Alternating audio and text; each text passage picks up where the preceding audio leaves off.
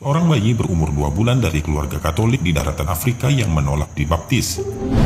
Ia dilahirkan di kota Arusha, Tanzania. Ibunya bernama Domisia Kimaro, sedangkan ayahnya bernama Francis Fudin Kira. Suatu hari di bulan Desember 1993, tangis bayi membahagiakan keluarga itu, sadar bahwa bayinya laki-laki mereka lebih bergembira lagi. Bagaimana pemeluk agama Katolik lainnya? Domisia dan Francis juga menyambut bayinya dengan ritual-ritual Nasrani. Mereka pun berkeinginan membawa bayi manis itu ke gereja untuk dibaptis secepatnya. Tidak ada yang aneh saat mereka melangkah ke gereja. Namun ketika mereka hampir memasuki altar gereja, mereka dikejutkan dengan suara yang aneh. Ternyata suara itu adalah suara bayi mereka. Mama, asini baptis. Nani kau Allah wa jumbe wakil Muhammad. Ibu, tolong jangan baptis saya. Saya adalah orang yang beriman kepada Allah dan Rasulnya Muhammad. Mendengar itu, Domisia dan Francis gemetar. Keringat dingin bercucuran. Setelah beradu pandang dan sedikit berbincang, mereka memutuskan untuk membawa kembali bayinya pulang. Tidak jadi untuk membaptisnya. Ayah dan ibunya, Domisia dan Francis, bingung. Kemudian didatangkan seorang pendeta untuk berbicara kepada bayinya itu. Sang pendeta bertanya, "Are you Yesus? Apakah kamu Yesus?" "Tidak, aku bukan Yesus. Aku diciptakan oleh Tuhan, Tuhan yang sama dengan yang menciptakan Yesus." Awal Maret 1994, ketika usianya melewati 2 bulan, bayi itu selalu menangis ketika hendak disusui ibunya. Domisia merasa bingung dan khawatir bayinya kurang gizi jika tidak mau minum ASI, tetapi diagnosa dokter menyatakan ia sehat. Usianya yang baru 4 bulan memulai mengeluarkan lafal-lafal aneh. Beberapa tetangga serta keluarga Domisia dan Francis terheran-heran melihat bayi itu berbicara. Orang-orang yang takjub menimbulkan kegaduhan sementara, namun kemudian mereka diam dalam keheningan. Sayangnya waktu itu mereka tidak mengetahui bahwa yang dibaca Quran surah Al-Baqarah ayat 54. Domisia khawatir anaknya kerasukan setan. Ia pun membawa bayi itu ke pastur, namun tetap saja Syarifuddin Khalifah mengulang-ulang ayat itu hingga kemudian cerita bayi kerasukan setan itu terdengar oleh Abu Ayyub, salah seorang muslim yang tinggal di daerah itu. Ketika Abu Ayyub datang, Syarifuddin Khalifah juga membaca ayat itu. Tak kuasa melihat tanda kebesaran Allah, Abu Ayyub sujud syukur di dekat bayi itu. Francis dan Domisia, sesungguhnya anak kalian tidak kerasukan setan. Apa yang dibacanya adalah ayat-ayat Al-Quran. Intinya ia mengajak kalian bertaubat kepada Allah, kata Abu Ayyub.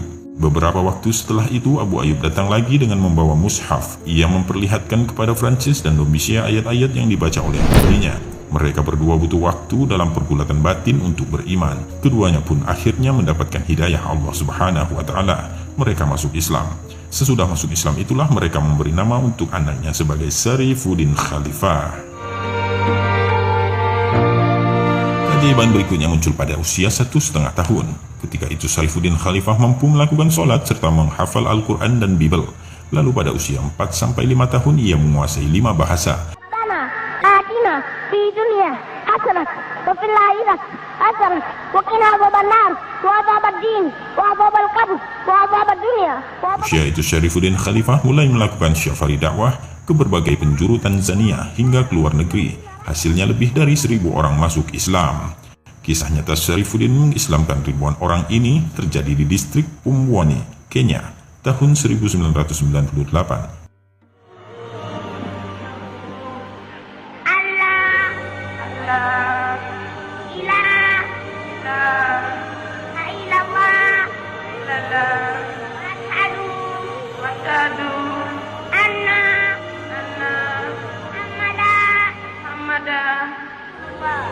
Ribuan orang telah berkumpul di lapangan untuk melihat bocah ajaib ini. Syarifuddin Khalifah, usianya baru 5 tahun, tetapi namanya telah menjadi buah bibir karena pada usia itu ia telah menguasai 5 bahasa. Oleh umat Islam Afrika, Syarifuddin dijuluki Miracle Kid of East Africa.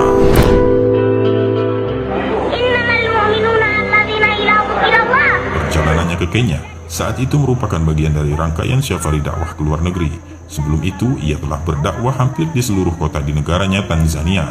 Masyarakat Kenya mengetahui keajaiban Syarifuddin dari mulut ke mulut. Beberapa waktu kemudian, sei kecil yang mereka nantikan akhirnya tiba.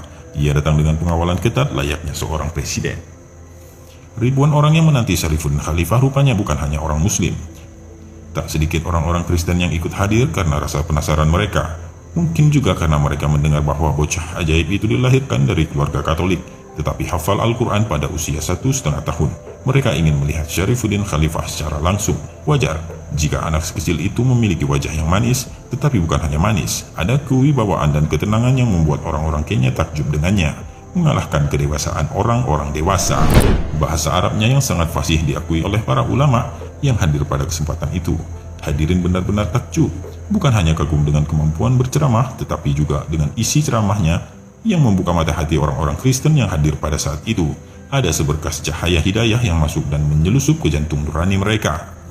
Selain pandai menggunakan ayat-ayat Al-Quran, sesekali Syarifuddin juga mengutip kitab suci agama lain, membuat pendengarnya terbawa untuk memeriksa kembali kebenaran teks ajaran dan keyakinannya selama ini. Begitu ceramah usai, orang-orang Kristen mengajak dialog bocah ajaib itu. Syarifuddin melayani mereka dengan baik. Mereka bertanya tentang Islam, Kristen, dan kitab-kitab terdahulu. Sang syekh kecil mampu memberikan jawaban yang memuaskan, dan itulah momen-momen hidayah. Ratusan pemeluk Kristiani yang telah berkumpul di sekitar Syarifuddin mengucapkan syahadat. Jika dijumlah melalui dakwah Syarifuddin Khalifah, ribuan orang telah masuk Islam. Ajaibnya itu terjadi ketika usia syekh kecil itu masih 5 tahun.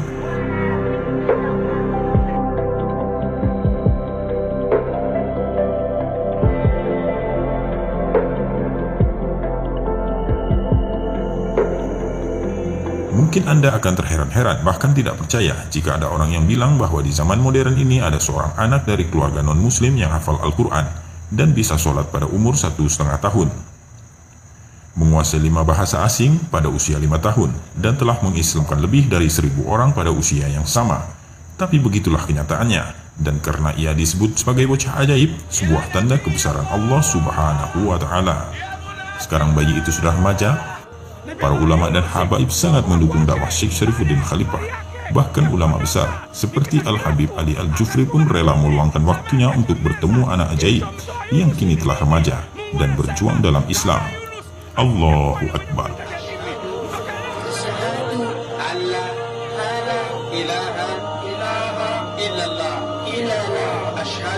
Asyhadu anna Muhammadan Rasulullah. Tunatamka kwa ulimi na tunakubali kwa roho yetu, hakuna mola apasaye kuabudiwa kwa haki ila Mungu ni mmoja tu, na Mtume Muhammadi ni mtume wa Mungu, na Yesu si Mungu wala si mwana wa Mungu.